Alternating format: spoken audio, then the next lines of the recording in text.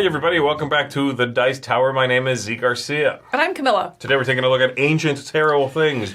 Reawakened. This is a remake of Ancient Terrible Things, which is a dice-driven Yahtzee-esque game, which was then spun off into a game called Conja that was only for 2 players and has now been spun back like some sort of crazy spiral. I was trying to be thematic. It didn't work out. Into Ancient Terrible Things Reawakened, a remake of the game, a cleaning up of that same game. Okay, so like I said, Yahtzee style with an Eldritch theme to it. Let's go ahead and take a look at the game. I'll show you a quick overview, and we will be right back with some thoughts. In the game, each player is going to have a board like this one. They're going to have a character that they pick, a wooden token for that character that you'll be using to put out at the different locations, and then spaces for your tokens down here. On the back of your character is a hat. You'll have that card right there, and then you have this card right here as well to let you know what your dice combinations are going to mean. So everybody has one of these. I'm going to go ahead and remove this one and just have one player's area set up here. It'll be this person right there, and here would be a third player. You also have 3 of these cards from this deck in front of you, as well as a MacGuffin. Everybody gets 1 of these, and it'll let you manipulate what you are doing. So we have 5 locations, and the game is all about traveling down this mysterious river, having strange encounters, and trying to claim the most victory points without going too mad. These symbols right here would be victory points. There are specific dice requirements, and then these locations right here as well. So the game is going to be played until either all of these tentacle tokens are gone and a player needs another one, and there aren't any. Those are bad. Or until this deck is gone here and there's not enough cards equal to the number of players. On the back of the rulebook, you have a game summary right here. I'm going to briefly take you through it. So at the very beginning would be on your turn. You go through all 4 of these, and the first one is reveal. And that only happens if all of these are empty. So if all 5 of these locations are empty, then you draw cards and put them in these places and replenish as much as you can until that deck basically is gone, okay? The card will have a symbol right here, and you put a matching token in that location. So again, that one's going to happen very rarely. Step 2 then would be explore, in which you are going to take your token, you're going to go to one of these locations. If there are these there, you can take them, and then you do whatever the location says. All of them are going to have some decision that the player who went there makes, and then something that affects everybody. I'm going to go over what they all do a little bit later. Step 3 would be rolling the dice, okay? And they call this the encounter. I'm encountering this omen in stone over here, but I'm also using my dice combinations for some rewards. So I grab all these dice, and this is, let me see, this is your little turn summary here as well, and it's on the back of the rule book, like I said. So you go ahead and roll all these. Once you've rolled, these 2 will not be re-rolled. They're going to let you trigger some special abilities, and if you have any unused at the end of your round that have a symbol, then you can claim that thing. In this case, I would be able to take one of these tokens if I still have this unused. So here's what I've got, and what I need if I want to overcome this omen in stone is 3 dice individually. Separated in the image here means that they don't have relationship between each other. So 3 dice that are at least a 4 or better. So right now I have this one and I have this one. As opposed to this card, which means a pair, specifically a pair of at least 4s or better. That's why the dice are together, whereas here they are separated, okay? So now comes the part where I try to manipulate these things to make this work for me. I've got a 4, I've got a 5, I need at least 1 more, or I could just not. But the ways I can manipulate this would be, I can use my hat. I put this on it, as you can see there, and the hat lets me lock a number of dice equal to however many of these I want to spend and re-roll the rest. Unfortunately, I only have 1 of these. That's not going to be very useful. I've also got my MacGuffin, which is the same thing. I can put a die on there, but then I need to exhaust it, and it will let me roll a number of dice equal to however many of these I spend. Again, I'm really risking it, rolling a single die. Not great either. So those are my options, and you'll gain more of these cards over here that you can purchase. So you'll have the ability to have more manipulation as you go. Let's say I am done. Let's say I did not get that, all right? I'm going to now resolve these dice. If I have this combination, I could spend that and then take it, keep it, and tuck it over here for that symbol, which would be useful later on to claim these cards along the side. But I failed. I did not get it. Instead, I'll be using these 3 ones I can use right here for these tokens. As you can see, it's the same number, and there is an ellipsis there, which means if I had 4 ones, I could actually claim 4 of those tokens. But I did 3. So I'll be claiming 3 of those tokens. I take them from the supply, put them on my board. These guys are done. And then the 4, I could claim one of these. And for the 5, I could also claim one of those. So this is high dice pairs of at least 3. This is 3 or more, basically, sets of a kind. And then this would be for a run of dice. So 1, 2, 3, 4, 5, whatever. I would get money for that. So I am going to take 2 of these. 1 for the 4, 1 for the 5, and I am done with that. I failed this, so this is going to go away anyway, and I instead take a tentacle. Now the tentacles are arranged so that the least punishing ones are at the top. This one has no tentacles, and as we go down, then you get to the ones that have 1, 2 tentacles, and even the dreaded 3 tentacle tokens near the bottom. So right now this one's not so bad, it's not going to affect me. This is gone, and we do not replenish this again.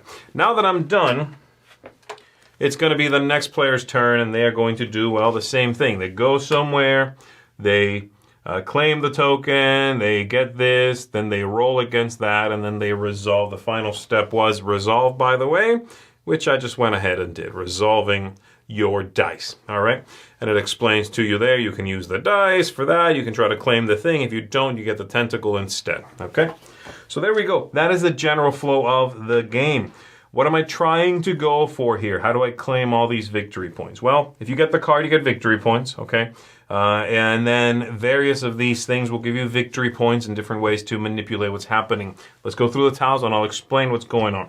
So this one over here, if I go there, I'm going to claim this. This is going to let me one time in the game ready one of my cards, one of these cards, okay? So if I use it, I could then do that and have access to it once again. I go there, I'm the one who claims this, but everybody gets to ready 2 cards right then and there, including me. This one over here, if I go there, I get to call for one of these types of tokens. Everybody gets 1, and then we can all, starting from me, claim one of these cards over here. But you have to have at least the number of necessary symbols. So what I mean by that is, if I have this card and I have this card already claimed like this, and then I go there, I can now claim this one. I have 2 of these money symbols, and I need 2, so I can claim this card worth 2 victory points to me. Somebody could take this away from me later on if they have at least 3, and then they keep it on this side, and it's worth 4 victory points. And it could still be stolen if somebody has more than. So that's the idea. This is going to be bouncing around the players. Not too much, but you can basically steal it from each other if you have more of that type. And there are the 4 different kinds of symbols. The next one right here is going to let you take the monkey token here. It lets you discard one of these and replace it. And then the players can each buy 1, starting from me. I can pay the money and I take another special card that goes out here, and I can use that with the white dice. All right, so that's what these are. You can go over here, and you can discard. If you're the one who went there, you can discard any blue cards you don't want, and then everybody will replenish back up to 3 from the pile. What these do is similar to what these cards do, but they're one-time abilities. And you spend the blue tokens you've got to pay this cost. You do whatever they say. They let you manipulate your dice, manipulate your abilities, what have you, but then it goes away. You discard it and it's done. So you can only have up to 3 of these at any given time. And then that's it, except for this one down here. Guess I'll go there too, in which if you're the one who goes there, you are going to get that token, one of these. And then you can buy one of these cards if you spend a number of these purple tokens equal to the victory point value. So if I go there, I could just go 1, 2, 3, 4, 5, spend these, and just buy this card straight up, tuck it under here, and then it gets replenished. Like so. And the next player can buy, and then the next player can buy. So that's what that does, and it lets you just basically acquire those, and you want the victory points on them, and you want the symbols on them, so that you can make combinations for these. So that's how the game works. The stakes rise up and up as the cards in the deck here are going to get nastier in the medium difficulty, and then the nasty difficulty at the bottom. So the stakes rise, and so do the tentacles, so that you are putting more at risk near the end of the game. This deck of cards here is going to let you replenish all of these goodies, all of your items. And then this one, like I said, has a bunch of cards as well that let you manipulate your dice, what have you, get more tokens, buy things when you normally wouldn't be able to, that sort of effect. So there you go. That's what's going on in the game. Hopefully that gives you an idea of the moving parts. Let's go ahead and go back up top. All right, so that's the game there. I tend to like dice-driven games. I like Yahtzee-style games. And if you throw them into a blender with some Cthulhu-y, Eldritch, spooky stuff, I tend to be pretty happy about that. Yes, I'm pleasantly intrigued, usually. Yeah. I like Conja. It's one I've played before. I've never played Ancient Terrible Things, the original one. And so this is one that I was captivated by when it was, announced on Kickstarter or whatever. So in it, you are going to be manipulating your dice based on the things you have available to you. But I like that the manipulation of those things is actually pretty limited while not being Yahtzee mechanisms. It's actually a single die roll. Mm-hmm. You roll, you get the flop, and then you can go, okay, well, I can spend this, and I can change that to a 5, and I can spend this and spend these 4 tokens and re-roll 4 dice. Okay. Okay, well, I could do this, so it's sort of like after you're given your initial, it's like you're dealt a hand of cards, is basically what that feels like, and they're like, okay, now use your powers to manipulate this. Right, I think it does a really good job of balancing the push your luck you talked about, and kind of the difficult decisions of what do you lock versus what do you not, when do you re-roll, but then also the one-time powers and the not ongoing abilities, but the ones that will refresh. Right. Because you have those blue cards, which are one-time things, which are really powerful. But then, if you were constantly trying to build that up, that would get really old if it was nothing but the one time. So it's a really good balance of different ways to mitigate. A little bit of push your luck and see what you can do on your own first. A lot of really powerful one-time abilities, or kind of this ongoing one that you do have to take that refresh action to get back. So just a really great balance in the mitigation, I found. Yeah, it's good. And I love also the fact that I do something for everybody at first, and then I do something for me. And that's interesting. The game's not in any way cooperative whatsoever. But I like that sort of shared worker placement phase in which I have to pick a place, do something that helps everybody, and then that location is tied to a card, and that's the thing I'm going for. I really like also, having not played this one before, and again, only having experience with Conja, the 2-player kind of variant of this, I like that you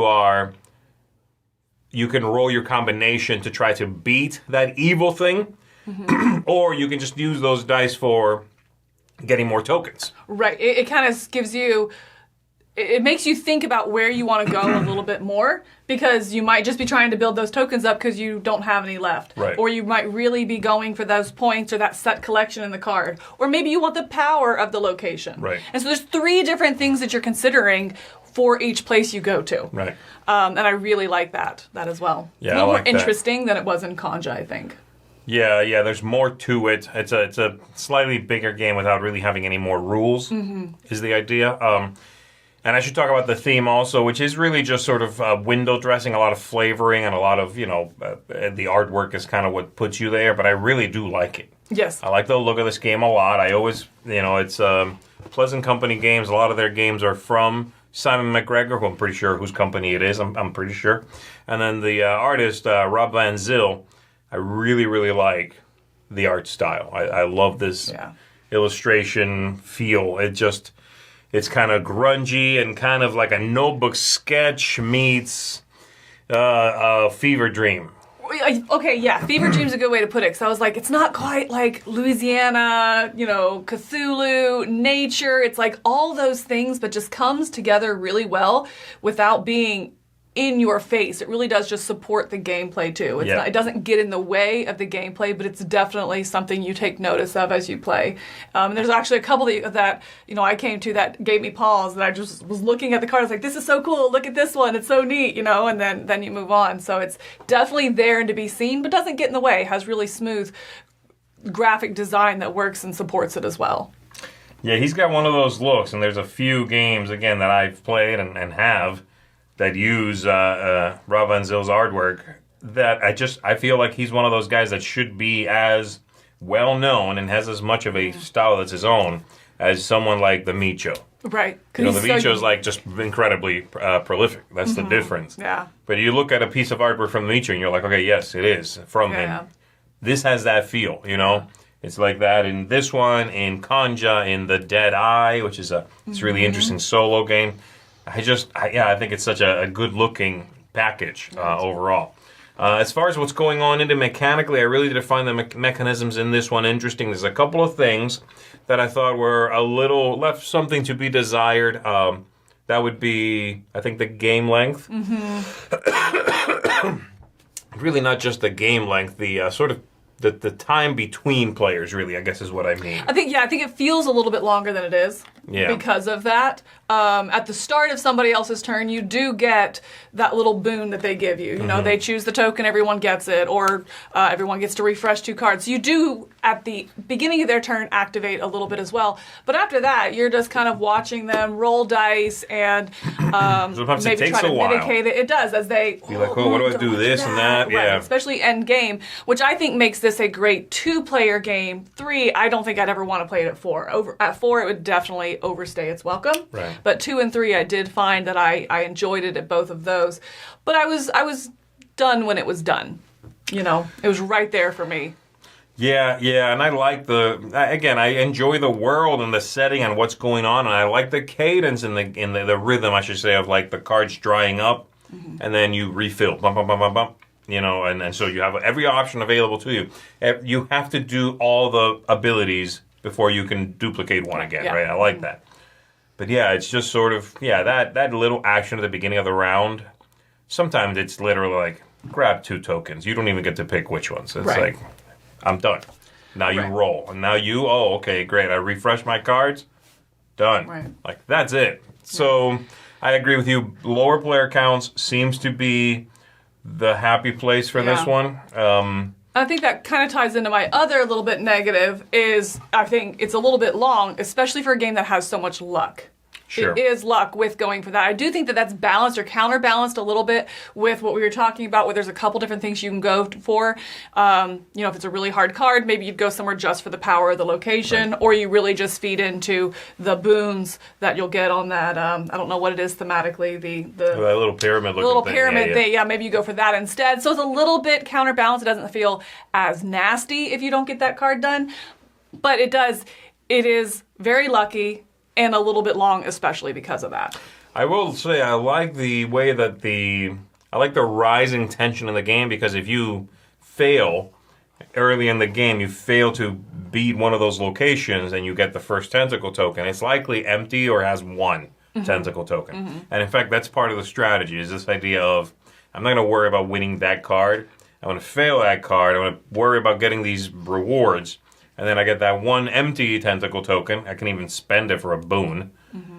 And then I'm more ready for the tougher fights later. Right. So I really like that as the game goes on, you get to the red deck of encounters, which is the nasty stuff, and the tentacles are worse. So it's like bigger, big win, big loss coming at you. It's one of those two, and it just keeps going up. Right. So I like the way that feels. I like that being punished with the tentacle gets you a little something. You can kind of flip it over and be like, I got a little boon. I got a little something out of that. With, the insanity gives you some sort of power, I guess. Yeah. So I enjoy all that stuff. Yeah, this is a very comfortable game in a theme that is my jam without being over the top and divisive. It is a dice game that I like manipulating the dice in. It is a collecting goodies game in which I enjoy what I'm gathering. It's not just sort of like because I get points at the end. I like what I'm doing. All the parts of it, I guess the best way I can do it is like it's a real good comforting for this theme. It's not like I'm planting flowers, but I enjoy this stuff, and so I find it comforting, Yeah. Any final thoughts? Anything else you want to point out? No, I think I can just jump right in. You want me to go? Yeah, go ahead. First? Okay, I'm going to come in at an 8 on this game. I really enjoyed it. It's hitting a sweet spot for me of games that I want to play what I kind of call my weeknight games. I've had a long day at work. I'm not quite ready for the evening to be over, but I don't want a full game night either. Just something that's really comfortable, that's very pleasant, that gives me those highs, that gives me those disappointments that I have a chance to come back from. Right. It really just ticks a lot of those boxes. I do think it is a little bit long, but that also means at the end of it, I'm done, and then I go about my evening, and go to bed or whatever is next. So it really checks a lot of boxes for me. I love the theme. I really like, I use the word balance quite a few times here as we're talking. Everything is kind of very well counterbalanced. It's very lucky, but you have some mitigation. But the mitigation happens immediately and then goes away, but you also have these ones that you can refresh. I just find that there's a lot of different moving parts that anything that would really bother me in this game is counterbalanced by some other mechanism, and it just really leads to a pleasant experience. So for me, it's an 8. It's definitely one that I plan to keep bringing to the table. I'm actually giving it an 8 as well. I thought I might be higher than you, but no, that's great. We both gave it an 8. Same things you're saying. I'm echoing a lot of that. I'm enjoying the moving parts in this one quite a bit. This is a company I really do enjoy. I've liked several of their games in the past, and this is one I had missed the first time around. I'm glad to be playing it in this form because I assume it's better than the first one. I don't know, but I really do like this one. I think it's a great mixture of stuff that makes me feel like I'm just having a grand old time while I'm playing. Is it the best game ever? No. It's a little long. It's a little lucky. Some of the parts are feel a little rote. Things like set collecting. I have 2 of the money symbols. I get the money card. Oh, you have 3. You take away the money card. The hot potato stuff.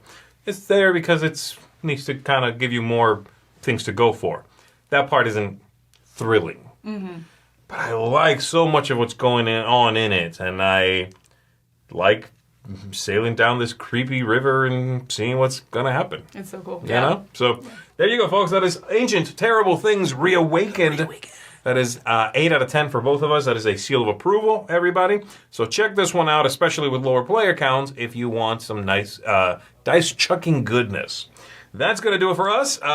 Thanks very much. My name is Zee Garcia. And I'm Camilla. Watch out for Eldritch things in the water. Or go find them. Why? No, go have fun.